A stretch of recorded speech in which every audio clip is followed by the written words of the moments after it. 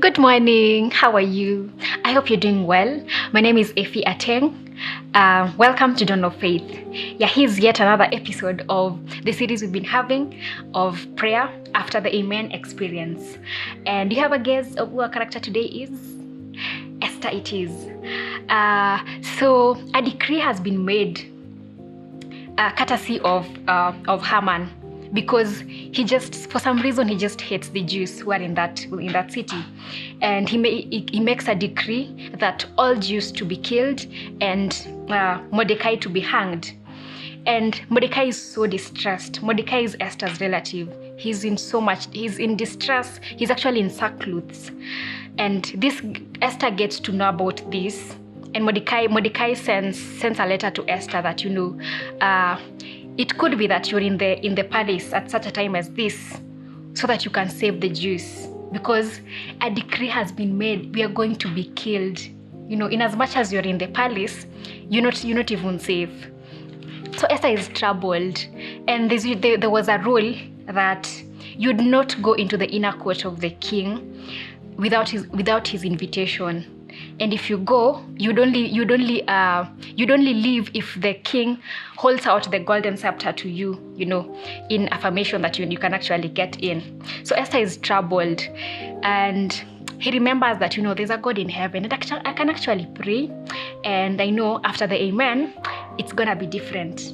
So she sends a message back to Mordecai that gather all the Jews, pray and fast for me. And I'll also be praying and fasting with my maidens in the palace, and then I'll now face the king. If I perish, I perish. The courage that comes after the Amen, when you have prayed to God. Because initially Esther was scared. I can't face the king because I have not been invited. But prayer gives her courage. I'm going to face the king. Whatever happens, liwe liwalo, I am going to face the king. And so she with courage, not in her own strength or power or might, but in the strength of the Lord, because she has been strengthened. Her people are praying for her. She has also been praying and fasting with her maidens, and so she faces the king.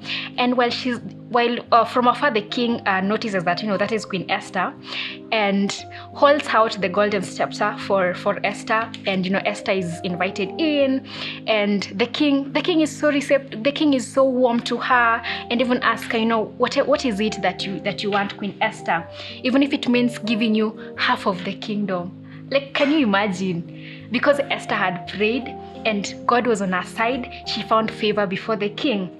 So she presents to the king her case, and even exposes the malicious plans of Haman to clear the Jews.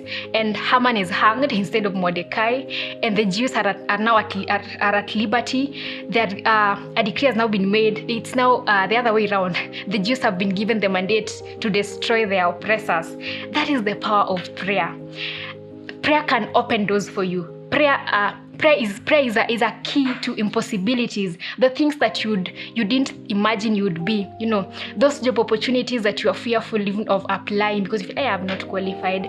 But you are a child of the King. Remember that? Yes, and God will open doors for you, as he did to Esther and the people of the Jews who never cease to pray constantly, whatever it is, even if you feel like, this is an impossibility. How do I even approach the inner court of the king without an invitation? But the moment you pray, after the Amen, you'll get courage in a way that you wouldn't imagine. Yeah, so I'm still urging us, please, sister, brother, keep praying. Prayer opens doors, and it makes a difference. Thank you, and see you tomorrow.